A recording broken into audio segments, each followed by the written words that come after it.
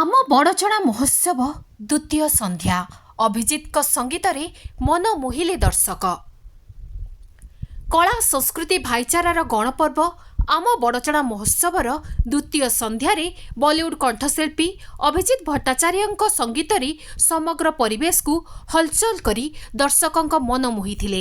एही अवसर में महोत्सव कमिटीर सभापति तथा बड़चणा विधायक अमर कुमार नायकों अध्यक्षतार अनुष्ठित सभारे कोरेई विधायक आकाश दास नायक जोगदे महोत्सव जोगदे कथा कथारे एमिति किछि कहिदेले। गत वर्ष मध्य आसीथिली लंग जंप मरा जाए खेल लंग जंप मारती किंतु एते बड़ा लंग जंप जो मारती मु आज प्रथम थर पर देखु बड़चणा महोत्सव विगत वर्ष जहाँ होता ए वर्ष गोटे विराट बड़ लंग जंप मरा एवं तार श्रेय निश्चित भाव में मानवर विधायक जीव आयोजक बंधु मान जीव बहुत बड़ कलयबर वृद्धि होती सेपटे सुभद्रा शक्ति मेला आम उद्घाटन कलु।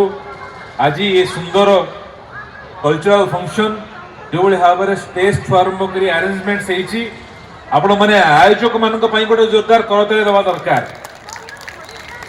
एवं समय अतिक्रांत है बहुत सुंदर सिंगर्स मैंने आसछंती कला एवं ये बड़चणा बुली किंतु मु जहाँ देखुची ए वर्ष भितर दशंधी धरी अनेक काम बाकी पड़ीला वर्तमान आपणकर सुयोग्य विधायक अमर कुमार नायकों नेतृत्व में वर्तमान जो भाव में काम त्वरान्वित होती सबू रास्ता वर्तमान दुई थाकिया हवा जाऊँगी आर&बी रोड्स जिते आप इरिगेशन प्रोजेक्ट्स ड्रेनेज प्रोजेक्ट्स जिते आप एनएच जो भाव में काम करुँच चंडीखोल बाजार कथा कहतु अनेक कथा पद्म सभा जो बुद्धंकर टूरिज्म कथा कहतु निश्चित भाव में आहरी 3.5 वर्ष 4 वर्ष बाकी रहा प्रथम वर्ष ये आगू केते कौन हम तत्सहित परिवेश को बचाइबाकू हेले व्यापकरू व्यापक गछ लगाइबाकू निवेदन करथिले और संपादक दिलीप कुमार चौधरी जोगदे महोत्सव उपरे वक्तव्य रखिथिले।